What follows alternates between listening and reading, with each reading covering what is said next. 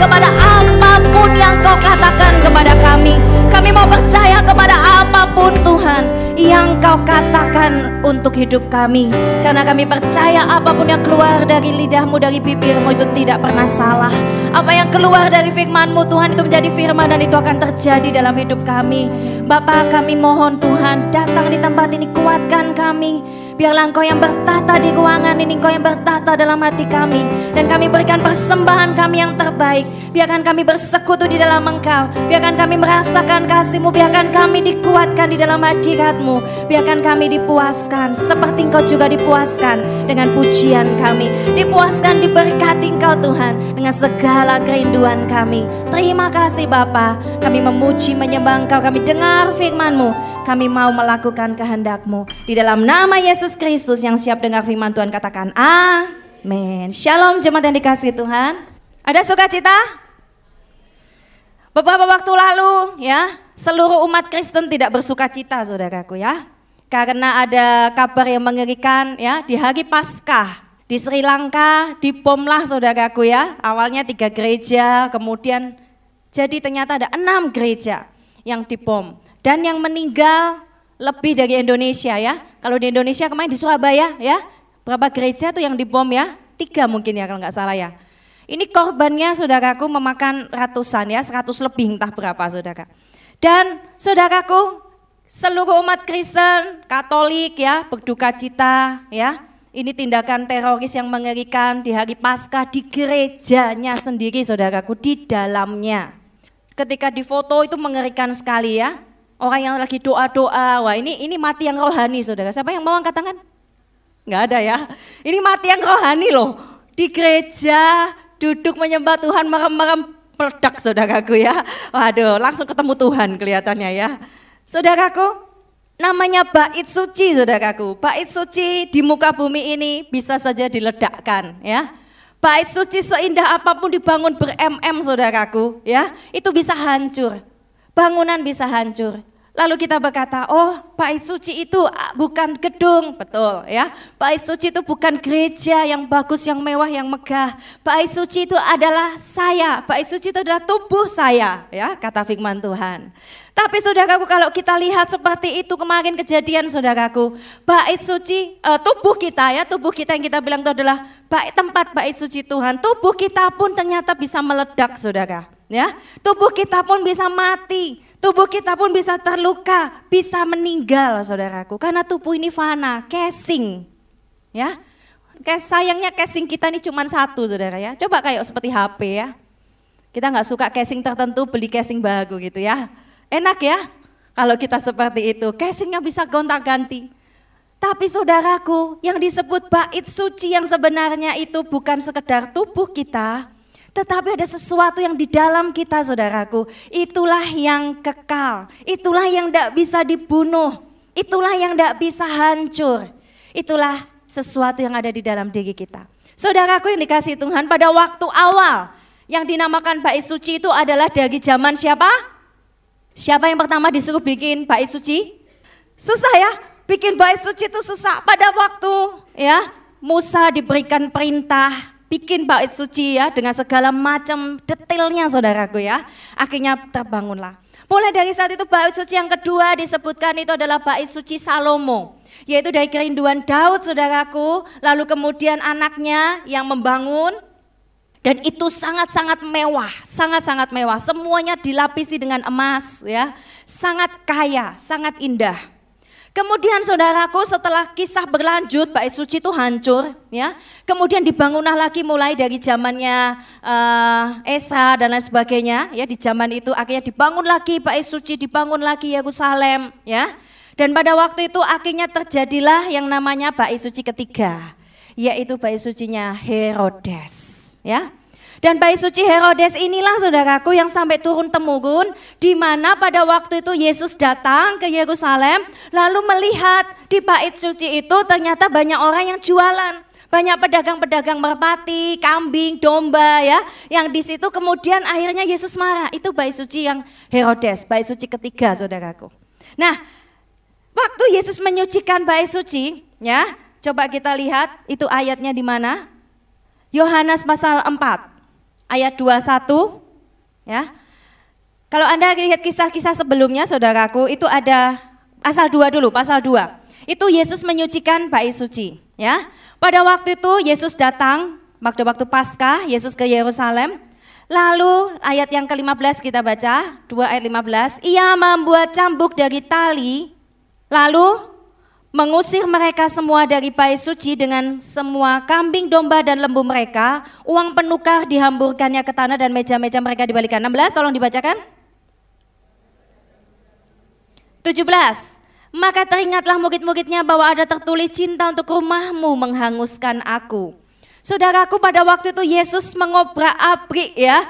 Pada waktu itu ada orang jualan-jualan ya.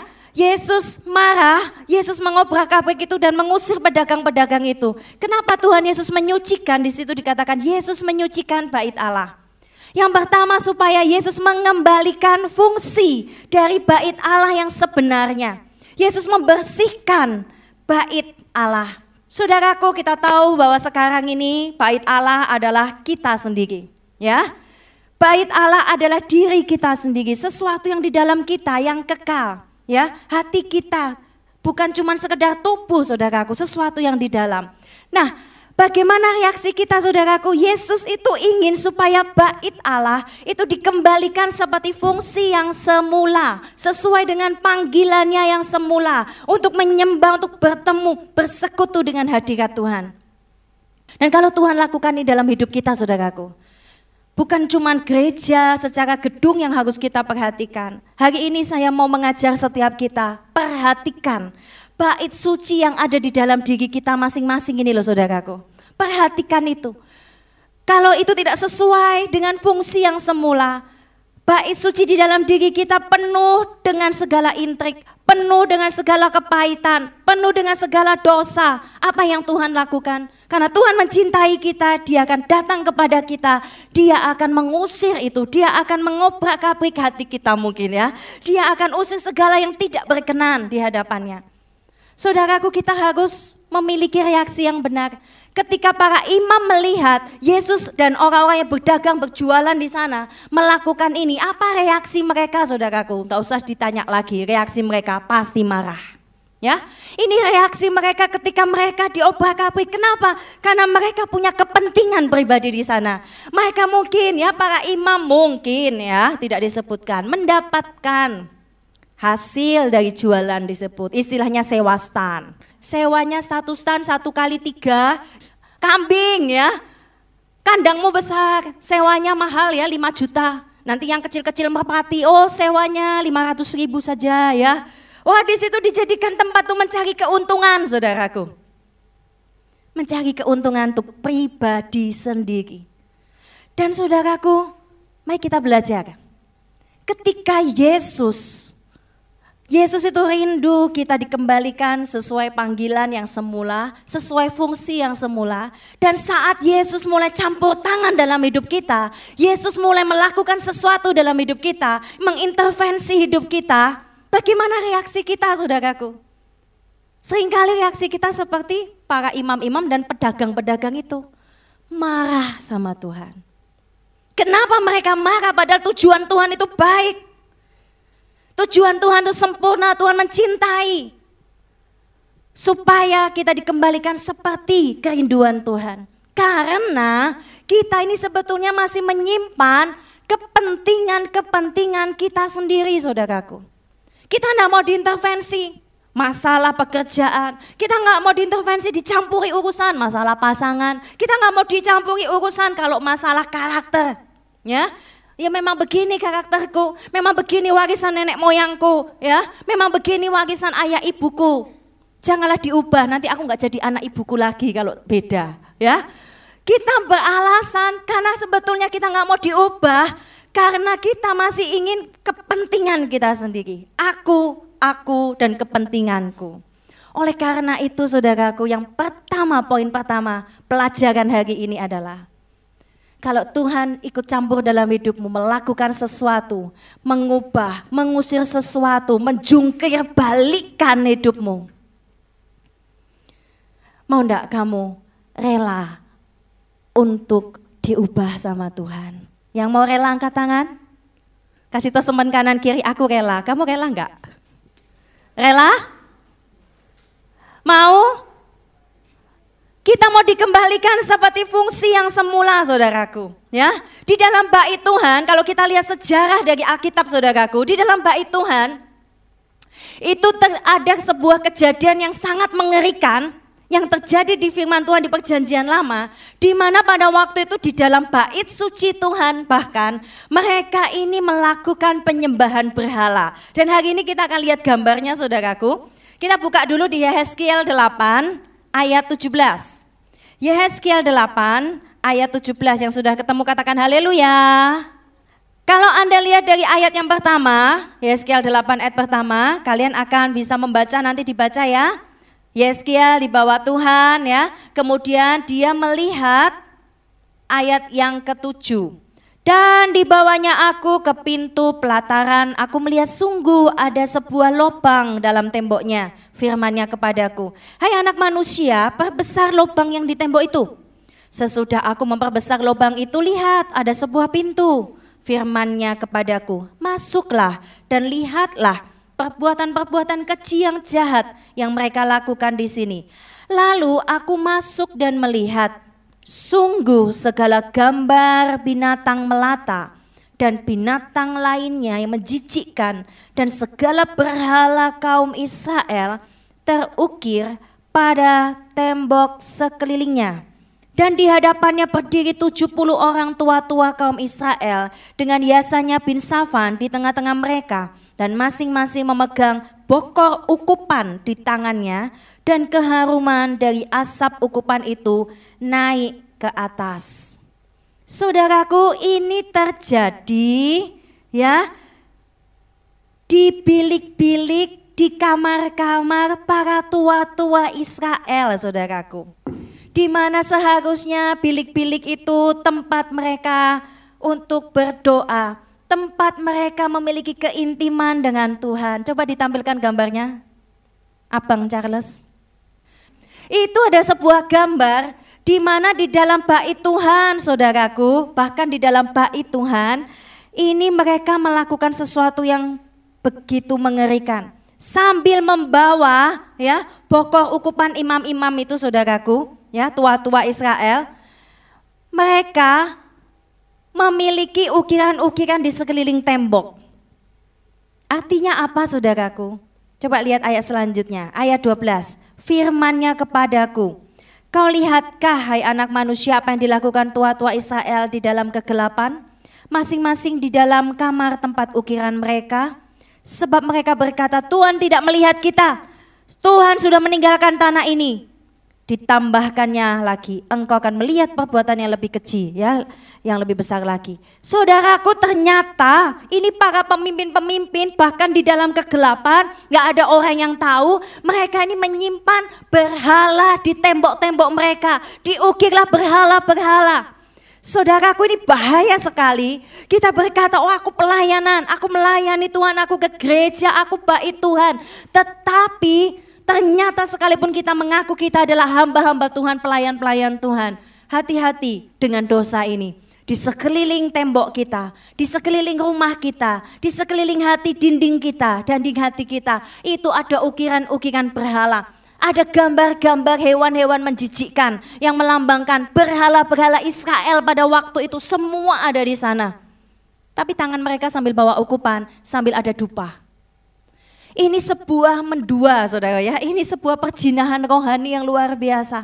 Sambil hati kita ingin mencintai Tuhan, kita masih gak bisa hapus berhala-berhala yang ada di dinding kita.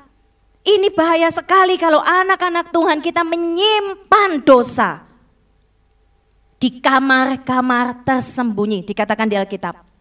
Di tempat kamar-kamar tersembunyi di dalam kegelapan. Saudaraku, setiap kita pasti punya ruang rahasia masing-masing, ya. Ruang rahasia itu tertutup rapat di dalam diri kita. Kalau perlu pembimbing rohani kita nggak tahu. Kalau perlu papa mamaku nggak perlu tahu. Kalau perlu Tuhan pun nggak perlu tahu. Di situ ada aktivitas-aktivitas kita kita pingin sama Tuhan, tapi kita juga masih suka dengan dosa-dosa kita. Kita masih tutup rapat dosa-dosa kita. Pulang dari tempat ini saudaraku, saya berdoa Anda mau membuka kamar-kamar rahasia Anda di hadapan Tuhan. Bukan pulang, sekarang juga ya. Buka kamar-kamar rahasia Anda kepada Tuhan dan minta Tuhan menjungkir balikkan bait-bait yang kotor saudaraku. Tuhan membersihkan bait-bait yang kotor. Tuhan hapus berhala-berhala kita. Dosa yang disembunyikan sangat bahaya. Hati-hati dengan dosa yang disembunyikan. Dosa apa yang kau sembunyikan di hadapan Tuhan? Tidak ada yang tersembunyi. Bahaya saudaraku dosa yang disembunyikan itu, dosa yang tidak diakui, dosa yang ditutup-tutupi. Orang lain yang melihatnya adalah imam seperti imam, wih gagah ya, bawa ukupan, baunya luar biasa harum. Tapi di balik itu saudaraku, di rumah rahasia mereka menyimpan dosa-dosa yang mengerikan. Ayo adik-adik, sahabat-sahabat, Bapak Ibu Saudara, kita mau jujur di hadapan Tuhan pagi hari ini. Kalau ada dosa yang masih Anda sembunyikan, yang pertama kali jangan bereskan dengan gembalamu. Bereskan dengan Tuhan terlebih dahulu. Kalau engkau ada dosa mungkin masa lalu yang belum engkau mengampuni seseorang, dosa kepahitan, dosa kebencian, dosa-dosa kenajisan kita, sudah enggak usah kesaksian di depan, aku tadi malam habis dosa A, B, C, D, E, enggak usah. Anda bereskan sama Tuhan sekarang. Anda bereskan, mau dibentuk sama Tuhan, mau diubah sama Tuhan.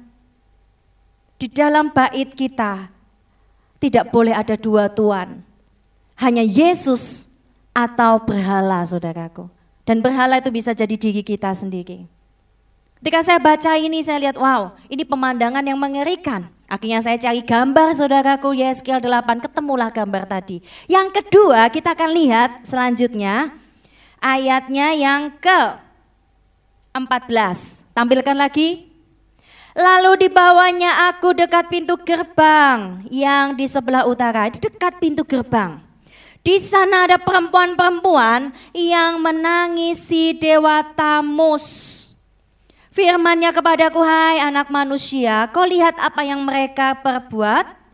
Engkau masih akan melihat perbuatan yang keji yang lebih besar. Coba lihat itu gambar yang kedua. Ada wanita-wanita Israel, saudaraku, di pintu gerbang Tuhan yang menangisi dewa Tamus. Saya bingung, dewa Tamus itu siapa dan kenapa harus ditangisi? Ya, apakah dewa itu meninggal sehingga ditangisi saudaraku? Ya, ternyata dewa Tamus ini saudaraku, sedikit kita tahu ya, adalah dewa dunia bawah dari Mesopotamia. Dewa ini ditangisi di musim gugur saat semua tanaman-tanaman itu gugur. Dan dewa ini ya dipuja saat musim semi. Saat tumbuh-tumbuhan, bunga-bunga, semua hasil panen itu bertumbuh, dewa ini dipuja-puja dengan gembira. Tapi saat musim gugur ya, dia ditangisi oleh wanita-wanita, oleh pengikutnya. Nah, saudaraku, ternyata ini ada hubungannya saudaraku dengan dewa kesuburan. Sehingga mereka ini menyembah, menangisi dewa Tamus ini berarti musim gugur ya, gitu ya, ditangisi. Dan dia dianggap sebagai dewa yang pernah mati lalu bangkit. Mati itu musim gugur ya, semuanya gugur, makanya banyak tanaman-tanaman itu gugur ya, hasil-hasil panen tidak ada. Tapi ketika dia bangkit, dirayakan. Ini ada sebuah sejarah saudaraku, entah mitos atau tidak ya. Ini berasal dari dewa yang dianggap oleh orang Mesopotamia, Babel ya, yaitu dewa Nimrod ya, pendiri dari Babel. Itu bahaya sekali, makanya nama berhala ya. Babel itu sampai sekarang masih dianggap sebagai Babel ya, sebagai pendosa, sebagai berhala yang sangat besar saudaraku. Babel ini didirikan oleh Raja Nimrod dan kemudian setelah meninggal raja ini, istrinya dan semua dari rakyatnya ini masih menganggap sekali dari Raja Nimrod. Sehingga Raja Nimrod ini diangkat menjadi dewa matahari. Ya, dan kemudian menurunkan keturunan, yaitu menurut mitos mereka, dan akhirnya ketemulah yang Tamus ini saudaraku. Dan ada yang namanya Istar ya, Istar. Ishtar ini juga dewa kesuburan dan ini adalah akar kata, makanya orang bilang begini, kemarin kan habis kita Paskah ya. Paskah makanya jangan pakai Easter, Happy Easter, Easter. Ya. Ternyata secara sejarahnya saudaraku, ternyata memang kata Easter itu tidak terlalu baik. Kata Easter itu artinya dari mati bangkit, tapi awal mulanya adalah dari dewa ini saudaraku. Ishtar. Ya, Easter atau dewa Ishtar. Ini ada hubungannya dengan dewa Tamus tadi, saudaraku.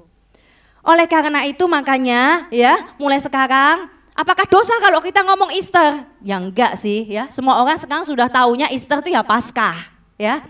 Tapi awal mula kata itu memang dari dewa-dewa, saudaraku. Sehingga makanya kalau nanti setelah kita sudah tahu begini, nanti kita ngomongnya happy apa? Passover ya. Kalau Passover itu dari kata Pesak atau Paskah ya di dalam firman Tuhan. Kalau Easter itu dari sudah kata yang sudah bermetaforsis segala sedemikian rupa saudara ya. Sehingga akhirnya menjadi terbiasa di telinga kita. Ini adalah cikal bakal dari dewa Tamus ini yang ada hubungannya dengan yang dilakukan oleh imam-imam di yang gambar ketiga saudaraku. Jadi kita sudah tahu dewa Tamus, kita lanjut lagi, apa yang dilakukan? Di dalam rumah Tuhan, mereka wanita-wanita ini di pelataran di pintu gerbang rumah Tuhan, mereka menangisi dewa lain. Mereka menyembah dewa lain. Jadi jangan salah sangka saudaraku, setiap orang yang percaya kepada Tuhan Yesus belum tentu ya. Yesus itu sebagai Tuhan satu-satunya dalam hidupnya. Kita bisa menyembah dewa-dewa yang lain. Dan ini yang mengerikan sekali saudaraku, yang lebih mengerikan lagi. Ayat 16. Kemudian dibawanya aku ke pelataran rumah Tuhan. Sungguh dekat jalan masuk ke bait Tuhan. Di antara balai, bait suci dan mezbah. Perhatikan.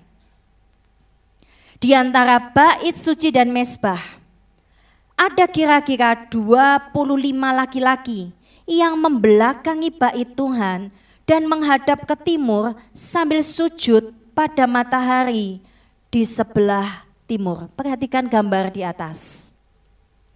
25 laki-laki dekat sekali dengan jalan pintu masuk antara mezbah dan pintu masuk. Itu ada jaraknya saudara sebelum masuk ke ruang suci ya. Ini namanya pelataran. Itu mereka bersujud di sana, mereka sedang menyembah membelakangi bait suci. Untuk menyembah kepada dewa matahari. Saudaraku, ketika Tuhan melihat ini, Tuhan marah, Tuhan bilang ayat yang ke-17, perkara kecilkah itu ya? Bagi kaum Yehuda untuk melakukan perbuatan keji mereka. Apakah itu perkara kecil saudaraku? Kecil atau besar? Ini perkara besar saudaraku. Jangan pernah menganggap remeh bait suci yang ada di dalam diri kita. Jangan pernah menganggap remeh saudaraku ketika keadaan rohanimu lagi gak baik. Jangan pernah menganggap remeh kalau engkau sudah malas ke gereja, malas persekutuan, engkau tidak bisa dapat sesuatu dari firman Tuhan, engkau merasa sudah pintar, sudah tahu dan engkau sombong. Hati-hati, engkau harus hati-hati saudaraku. Berarti ada sesuatu yang tidak beres di dalam diri kita ini.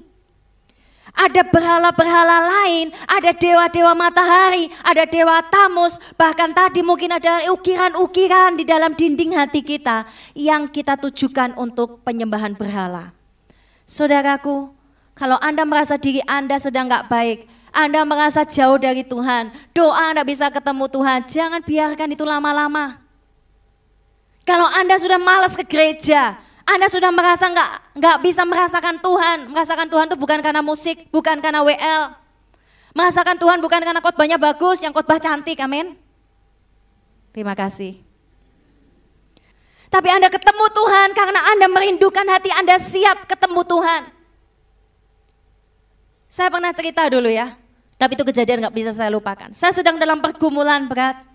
Saya dengar lagu pujian tuh gak tahan saudaraku, pengen nangis terus. Ketika lagu dinyanyikan ya, bukan dengan barang fana. Saya bisa nangis saudaraku, saya gak bisa nyanyi Tuhan. Terenyuh hati saya. Minggu lalu ketika para choir dance saudaraku ya, mereka tampil Kemudian kita nyanyi Amazing Grace. Ketika saya dengar lagu itu ya, saya sudah pernah dengar lagu itu ya. Kita nyanyikan kan? Kita nyanyikan sama-sama. Saya nggak bisa tahan air mata saya, saudaraku. Menetes terus mengalir, saya rasakan kasih Tuhan. Saya rasakan Tuhan, amazing grace. Indahnya anugerah-Mu Tuhan, sungguh indah. Bayangkan hidup kita tanpa Tuhan, saudaraku. Bayangkan kalau hidup kita tuh tidak ada Roh Kudus di dalam kita. Bayangkan orang-orang di luar sana yang mereka hidup semau mereka dan tidak kenal keselamatan sejati. Betapa bersyukurnya Anda duduk dengan tenang, tidak dibom lagi. Betapa bersyukur, saudaraku. Amazing grace. Merasakan hadirat Tuhan itu bukan karena ya yang lain-lain di luar, itu karena yang di dalam, saudara. Jadi jangan salahkan kondisi, jangan salahkan keadaan, jangan salahkan AC panas, jangan salahkan lampu yang silau ini, saudara. Ya, tapi mari kita berhubungan pribadi dengan Tuhan. Jadi ada 3 hal dari gambar tadi Anda harus perhatikan, ingat-ingat baik-baik. Jangan pernah membiarkan bait suci di dalam diri kita dicemari oleh apapun. Ketika Yesus mati di atas kayu salib, kita tahu ada sebuah kejadian yang mengagetkan para imam-imam, saudaraku. Yaitu di mana tabir bait suci, ya, tabir dari ruang kudus ke ruang maha kudus, saudaraku, itu tiba-tiba terbelah, saudaraku. Tiba-tiba dari atas itu terkoyak. Jadi ada batas antara ruang suci dengan ruang maha suci yang isinya tabut perjanjian, itu ada batas. Dan setahun sekali para imam-imam itu harus datang ke sana ya, membawa korban, membawa persembahan dan dosa seluruh bangsa, saudaraku. Setahun sekali masuk, tubuhnya diikat dengan tali, dan kalau dia tidak kudus, imam itu kok nggak keluar-keluar, maka dia sedang mati. Kalau sudah nggak ada keluar-keluar, nggak ada suara kerincing-kerincing lagi, maka orang-orang yang di luar tuh jaga-jaga ambil tali itu diambil, ditariklah imam itu, sudah mati. Bayangkan, saudaraku, kalau Anda hidup di perjanjian lama dengan segala macam aturan seperti itu, dengan tabir ya, kita nggak bisa loh seenak ini. Ini zaman masa kasih karunia, tetapi bukan berarti, saudaraku, kita bisa bertindak seenak-enaknya, amin? Yang setuju katakan amin. Bait suci itu tabirnya sudah terkoyak, artinya apa? Tidak ada lagi batas antara Tuhan kita dengan kita. Pernah Anda punya sahabat, punya teman, seolah-olah itu ada batas di antara kita. Ini tidak ada lagi batas antara Tuhan dengan kita. Ini sebuah revival yang begitu besar menurut saya. Dulunya mereka harus dengan segala tata cara, mereka datang. Lalu Tuhan tiba-tiba membuka itu, sudah nggak pakai semua itu. Aku adalah korban yang tidak bercacat bercela. Aku imam besar, aku datang dengan membawa darahku sendiri. Dan mulai saat ini engkau dan aku disatukan, diperdamaikan. Ini sebuah hal yang luar biasa, saudaraku. Diperdamaikan dengan Tuhan. Tabir ya, tidak ada lagi batas. Ini artinya apa? Kita bisa intim dengan Tuhan kapanpun, dimanapun, tidak pakai tata cara 5 waktu, 7 waktu, saudaraku. Anda bisa ketemu Tuhan. Tetapi Anda bisa sembarangan, oh nggak ke gereja nggak apa-apa, oh nggak berdoa nggak apa-apa, oh nggak datang pelayanan juga nggak apa-apa. Waduh, kita jadi ekstrim kanan, ekstrim kiri, kita jadi seenaknya sendiri. Ibadah kepada Tuhan itu wajib, saudaraku. Sekalipun Tuhan tidak pernah menetapkan kepada kita kalau beribadah tuh harus begini, harus begini. Terserah bagaimana tata cara, yang penting hati kita menyembah Dia sungguh-sungguh. Tapi bukan berarti kita seenaknya. Tidak datang gereja tidak apa-apa, tidak doa tidak apa-apa. Kan kita sudah disatukan dengan Tuhan, tabir sudah terbelah, intim dengan Tuhan. Tuhan bahkan tinggal di dalam aku, makanya ke gereja gak usah, gak apa-apa. Saudaraku, jangan begitu ya. Kasih salam lagi, jangan begitu ya. Rajin ibadah itu penting. Itu bukan agamawi, itu adalah syukur kita kepada Tuhan. Kita dimuridkan itu juga penting, kita dibimbing itu juga penting. Jangan berpikir, oh sudah aku gak perlu semua itu, yang penting aku sudah ditebus oleh darah Yesus. Saudaraku, coba kita lihat ayat yang selanjutnya tadi ya. Ayat yang ke-17. Lalu firman-Nya kepadaku, kau lihatkah itu hai anak manusia, perkara kecilkah itu bagi kaum Yehuda untuk melakukan perbuatan keji yang mereka lakukan di sini dengan memenuhi tanah ini dan kekerasan dan terus menyakiti hatiku, sungguh mereka berkelakuan tak senonoh di hadapanku. Kalau Anda lihat saudaraku, Tuhan itu sudah berkali-kali mengingatkan mereka. Tuhan itu sudah berkali-kali terus berbicara kepada mereka. Terus berbicara kepada mereka, tetapi mereka tidak mau mendengar. Kalau kemarin saya di SOW cerita tentang mendengar saudaraku, emergency call, ya, tentang mendengar. Saya kisahkan sedikit lagi saudaraku, mendengar. Apa yang kita dengar itu akan menentukan apa yang berubah dalam diri kita. Kalau Anda mendengar suara negatif semua saudaraku, setiap hari orang yang ketemu dengan engkau selalu bilang gini, hati-hati ya, bom, hati-hati ya, bom, hati-hati ya, bom. Maka Anda ke kamar mandi gereja pun Anda akan lihat-lihat, hati-hati bom, hati-hati bom. Apa yang Anda dengar itu akan menentukan, membentuk Anda saudaraku. Kalau setiap hari Anda dengar yang negatif, setiap hari Anda dengar yang tidak benar, yang sesat, itu akan membentuk pola pikirmu dan akan membuat tindakan. Firman Tuhan di Ulangan juga dikatakan, kalau engkau mau memilih berkat, maka engkau harus mendengar suara Tuhan Allahmu. Kalau engkau tidak mendengar suara Tuhan Allahmu, maka kutuk yang akan datang kepadamu. Itu sebuah pilihan. Saudaraku, kenapa banyak anak-anak Tuhan yang katanya sudah dibebaskan oleh darah Yesus, tapi hidupnya ternyata masih ada di dalam kutuk. Kutuk kemiskinan, kutuk sakit penyakit, kutuk mungkin afon-afon segala macam emosi karena kita nggak taat. Ketika saya nggak mau mendisiplin tubuh saya, daging saya untuk taat kepada firman Tuhan, mulailah saudaraku ya, yang namanya dosa-dosa, kutuk-kutuk itu bekerja. Kenapa? Kita ini masih punya hukum tubuh, kita bukan malaikat. Oleh karena itu Anda, firman Tuhan bilang kamu harus dengar suara Tuhanmu, kamu harus mendengar, mendengar itu penting. Ketika engkau sudah dikasih peringatan sama Tuhan, jangan, hati-hati. Lampu merah, lampu kuning saudaraku, Anda harus perhatikan. Kalau Anda tidak perhatikan, kecelakaan di jalan bukan tanggung jawab siapa-siapa. Itu tanggung jawab kita. Ketika Rehabeam juga anak dari Salomo, ya. Pada waktu itu rakyat datang kepadanya, Rehabeam raja, beban kami yang ditanggungkan Salomo ini masih besar, tolong ringankan tanggungan kami. Rehabeam memilih untuk mendengarkan nasihat dari teman-teman mainnya. Rehabeam memilih nasihat dari teman-teman sebayanya saudaraku, daripada penasehat tua-tua Israel. Hati-hati, kalau Anda bergaul boleh, Anda bercerita dengan teman-teman sebaya boleh. Kemarin saya guyon, hati-hati dengan teman sebayamu. Sama-sama masih suka hal porno saudaraku ya, kita bercerita gimana ya aku masih belum lepas dari dosa ini. Oh enggak apa-apa, memang gitu kok prosesnya itu 10 tahun. Oh prosesnya itu 20 tahun, nanti setelah merit, oh kamu akan lepas dewek kok. Ini nasihat sesat saudaraku.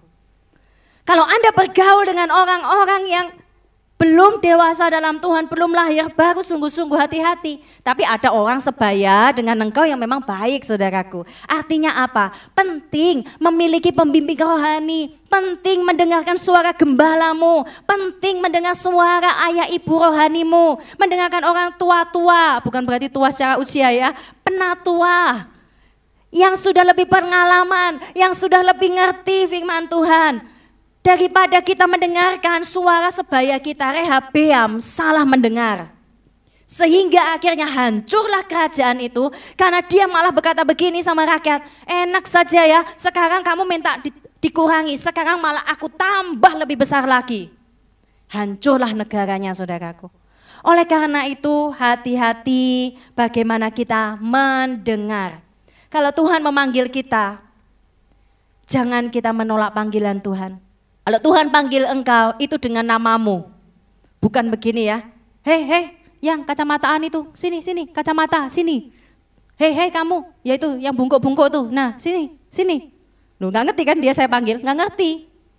Tapi kalau saya nggak panggil namanya, ya dia nggak ngerti dipanggil. Tuhan itu memanggil kita dengan nama kita. Kalau Tuhan memanggil kita tuh nggak begini, goblok sini goblok, kecil kurus sini, enggak. Tuhan itu kalau memanggil anak-anaknya itu membesarkan hati loh. Halo pahlawan, engkau aku sudah menetapkan engkau jadi nabi buat bangsa-bangsa apa gitu ya. Yeremia kaget, aku ini anak imam.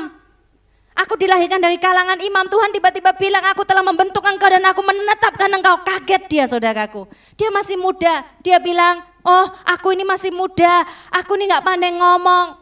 Ketika Yesaya dapat panggilan Tuhan sama.